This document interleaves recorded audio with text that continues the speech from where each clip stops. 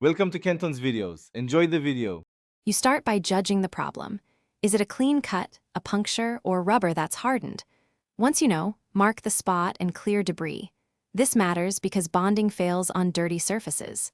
Next, roughen the area with 100-220 grit sandpaper to create mechanical grip and wipe with isopropyl alcohol to remove oils.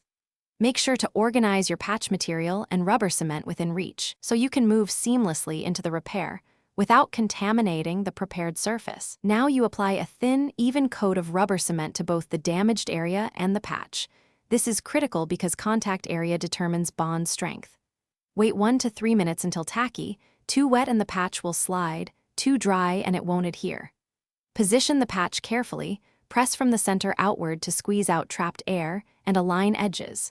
Once placed, use a roller or your palm to firm the contact. Then clamp or weight the assembly for the cure time specified on the cement label.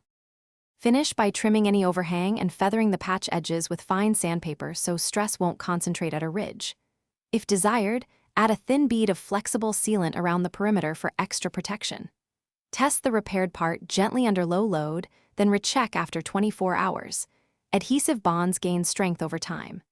If you see bubbles or edges lifting, remove the patch, clean and re-roughen the substrate, and repeat with longer tack time. Proper surface prep usually fixes repeat failure.